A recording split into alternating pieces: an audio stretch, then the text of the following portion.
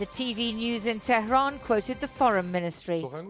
By imposing new sanctions, the US, he said, has permanently closed the path to diplomacy. So much for American assertions that Iran would want to talk now.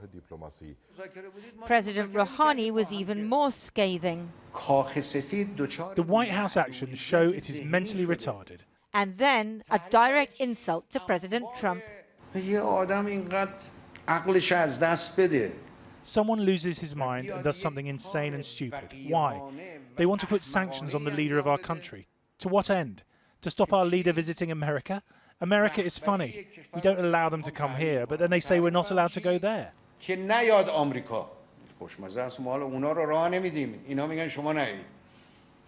Those insults infuriated President Trump, who, having called off a missile strike at the weekend, exploded in a Twitter strike today.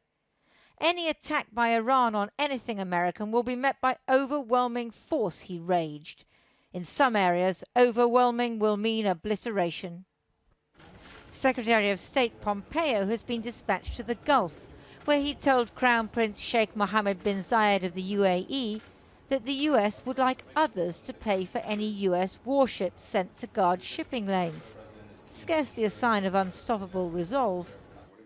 The US National Security Advisor has been in Israel, telling the administration's great fan, Prime Minister Netanyahu, that threats should make the Iranians talk. All that Iran needs to do is to walk through that open door.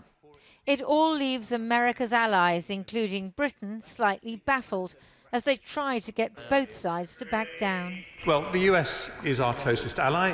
We talk to them the whole time. We consider any requests that they say carefully, but I can't envisage any situation where they request or we agree to any moves to go to war. We're charting a path to stability and peace in the Middle East because great nations do not want to fight endless wars. They've been going on forever. Last week, President Trump praised his own foreign policy, but it's in trouble. They will be met with fire and fury like the world has never seen. He started his term by threatening and insulting the North Korean leader, then holding talks, then breaking them off, then doing nothing when Little Rocket Man failed to curtail his nuclear program. Yo autorizo a nuestra Fuerza Armada Nacional Bolivariana a responderle a Iván Duque con toda la fuerza y contundencia moral. Attempts to force the Venezuelan President Nicolas Maduro to step down have also failed, and Mr. Trump has reportedly lost interest. Now his policy of maximum pressure on Iran is faltering. And I withdrew the United States from the disasters, just a disaster, the disastrous Iran nuclear deal. Opponents say it's Mr. Trump's policy that is the disaster. His supporters may soon start to wonder if their man is, as they say in the South, all hat and no cattle. Lindsay Hilson reporting. Well, joining us now is Holly Dagres, a non-resident fellow at Atlantic Council and the curator of the Iranist newsletter, which monitors how the media is dealing with Iran from Iran. Now, how is the overall crisis playing in Iran, given that they were 10 minutes from being attacked? Well, right now, the Iranian government feels that it's in a position of power because they just shot down a U.S. drone that was worth $130 million. And for them, it was this brinkmanship, essentially, and this ability to push back on the Trump administration that they feel that they are right now in an area of power.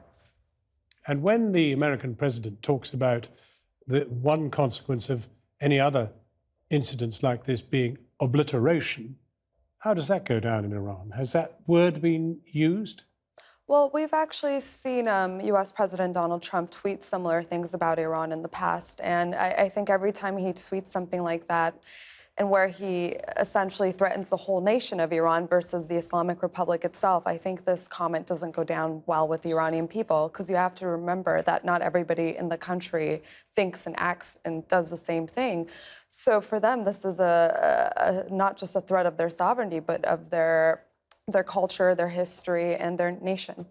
And the man they call Mr. Moustache, who of course is John Bolton, who has actually basically been somewhere around a sort of pressure on Iran, really ever since this crisis began, well, as long ago as Reagan.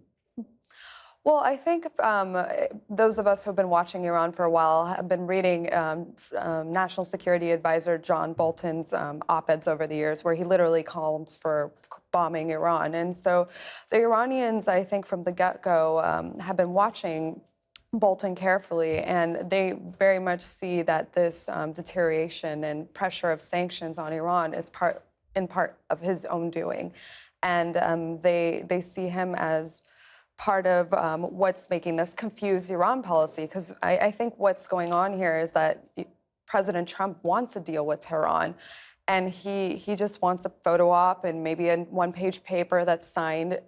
But with somebody like Bolton, he wants more. He doesn't want that. He wants actually an economic collapse that would essentially lead to a regime change.